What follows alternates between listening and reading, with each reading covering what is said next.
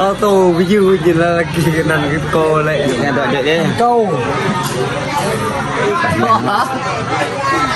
kia năn ghét thôi lại quay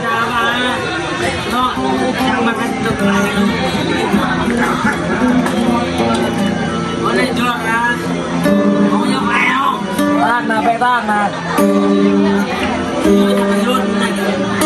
itu apa mbak G yang pakai vài bộ bộ luôn vài bộ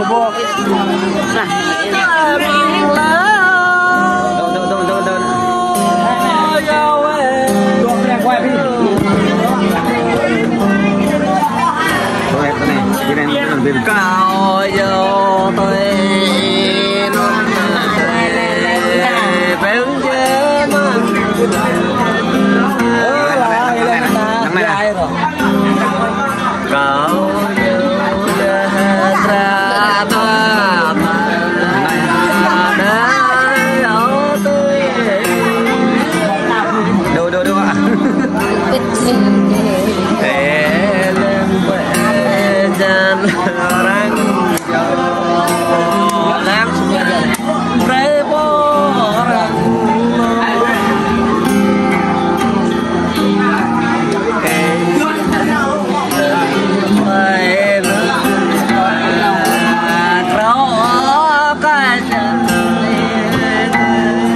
đô ai ạ?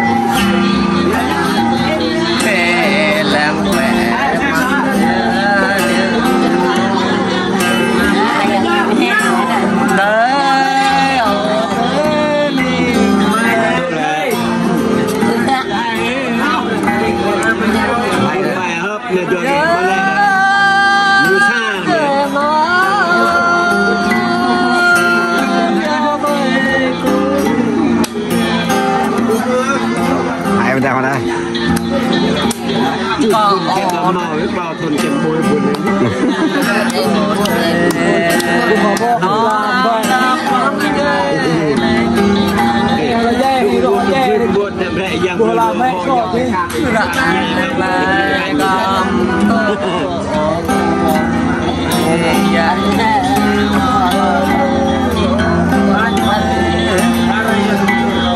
biar apa tak namanya